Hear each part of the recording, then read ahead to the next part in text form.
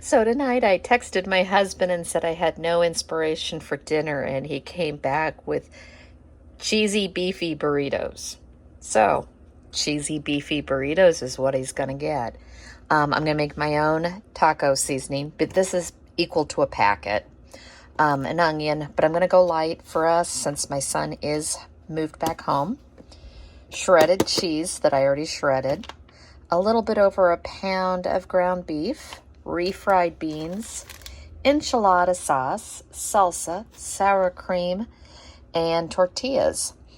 And I also got some guacamole and some shredded lettuce to go on the side with some salsa. And then we're going to make a pan of hominy with some pepperoncinis and some butter. So I've got the ground beef in the pan with the onion. I only did a half. As I said, my son is not the biggest fan of onions. And since he's living here again, and it's a little over a pound.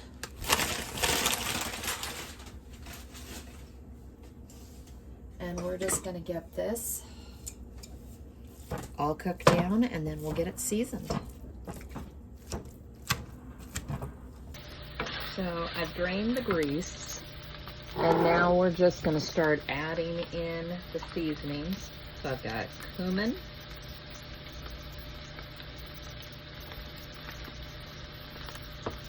smoked paprika,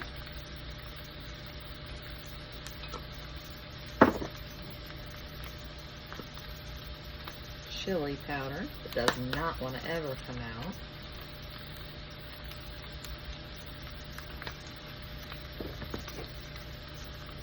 oregano, or I just dump in some Italian seasoning, garlic powder, a couple twirls, and that's all we're going to do. So we're going to toast the seasoning just a little bit. And this is where it gets interesting. We're going to add in the can of refried beans, if I can get it out of here. That isn't working well. There we go. Now, if you let this sit in the pan and heat for just a few minutes, it'll make it so you're not sitting here trying to crunch it up. So I'm going to cut it up into just a few more pieces, and then I'm going to let that heat so I can mix it in very easily. Once you get this broken up, I started using my potato masher. Yet another use for it. Add in about a half a cup of salsa. It'll help get that refried bean to mix. Just gives it enough liquid to mix. And then we're going to add the sour cream. And then we'll get these assembled.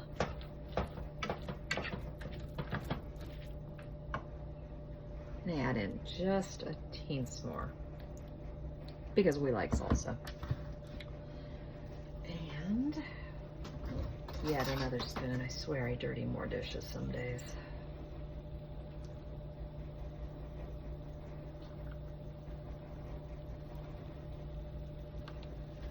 A little over a half cup.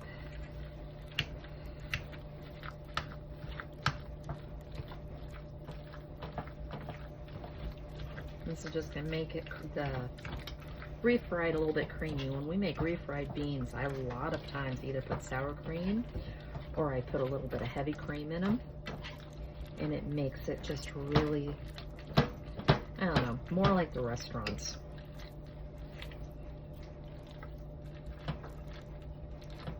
And that's all there is to this filling.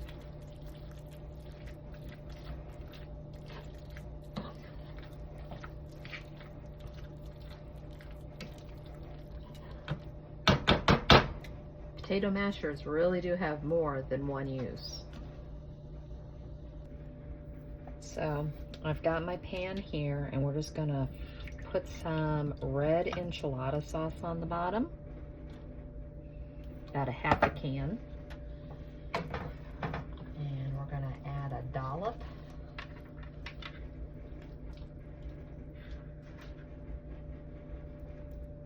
of the combination of the meat and the salsa.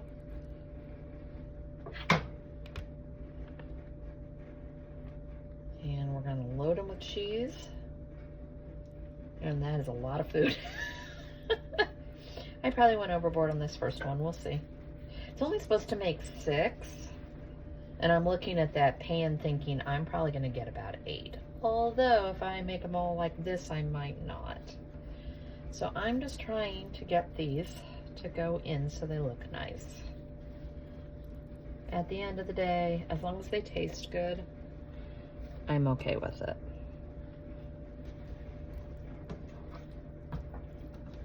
I think I won't be so generous with this one. And then I'll probably have one right at the end that has too much in it. That's how I usually work.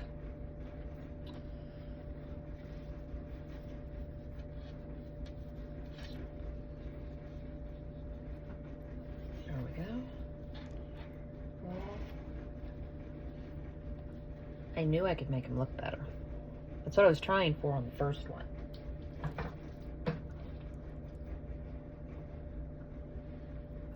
But I tried to put too much in it, I think. This is also a great way. We do tacos like this sometimes, and it's just a great way to make a pound of ground beef stretch. And I was worried because it did call for 1.5 pounds, and I went, you know what, with everything else, I'm not going to worry about it. There's plenty of food in the refrigerator if we actually ate all of this, and we are not going to eat all of this. There's no way. But I'll make sure everyone has 2 at least. So I was right. This makes 8. And I still did not feel like I was being chintzy on the portions. Now my pan is only gonna hold the 6. So I'm gonna wrap this one in foil, and I'm just gonna throw it in the freezer. And when one of them needs a frozen burrito, there's a frozen burrito in there. So to finish this off, we're just gonna take what's left in the can, drizzle.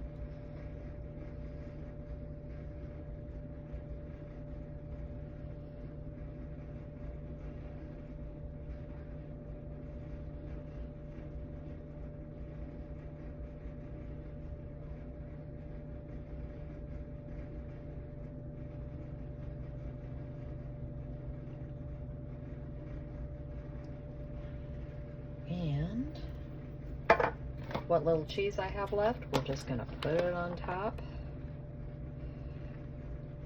just to make it look pretty. And then I'm gonna put foil over the top of this and put it in my 375-degree oven for about 20 minutes. Everything is heated. Everything's cooked. I just want it heated all the way through.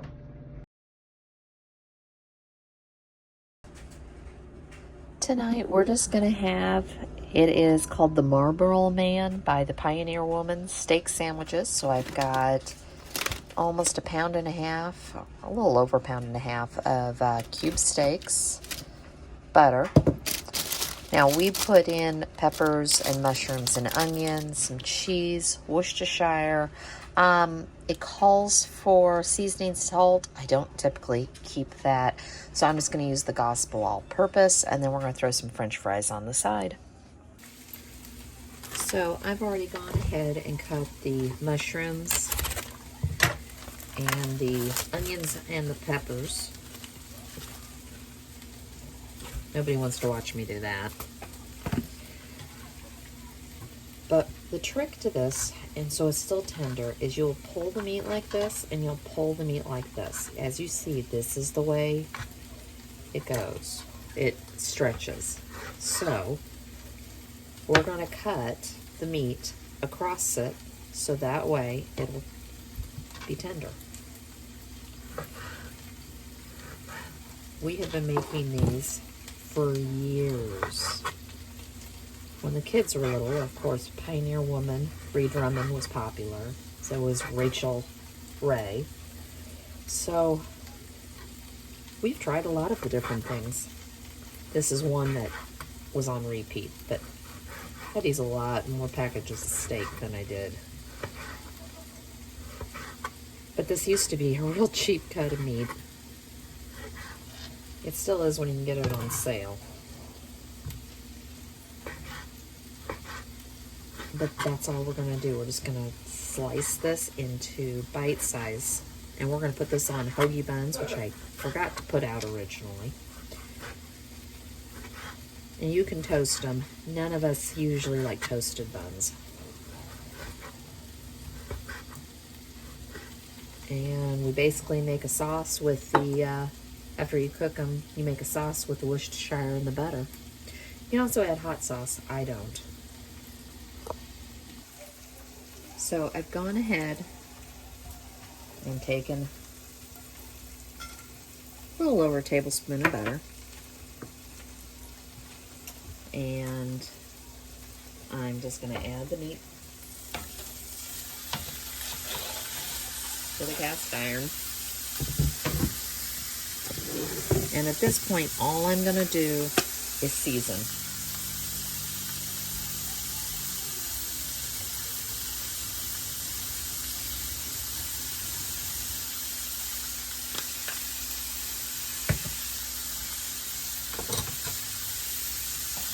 And we're going to start getting this cooked.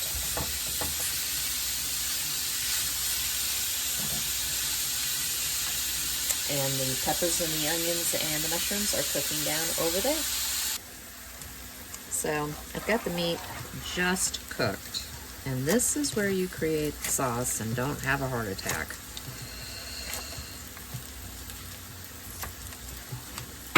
This is not the whole stick of butter. I did use some in other parts of it. And I'm not eating this all by myself. This just creates a rich sauce. And if this is where you throw in the Worcestershire. I have French fries in the air fryer, and I decided I needed some green beans with this. So we're just going to cook this down, and that is all there is to these sandwiches.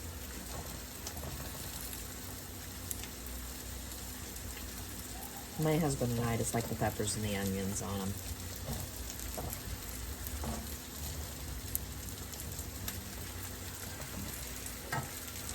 And I've gone ahead and turned the temperature off. Basically, this is just going to melt from the residual heat.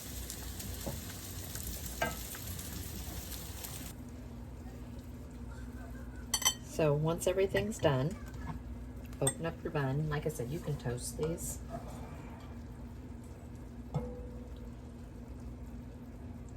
You fill it with meat.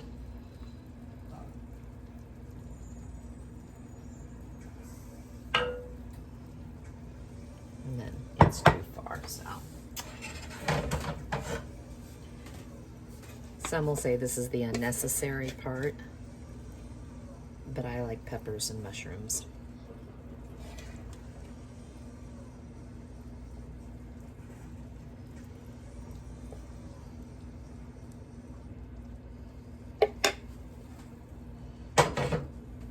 And then you just take, you can do provolone, mozzarella, cheddar. I mean, you can put anything you want on this. This is just what I had, or what I grabbed for it.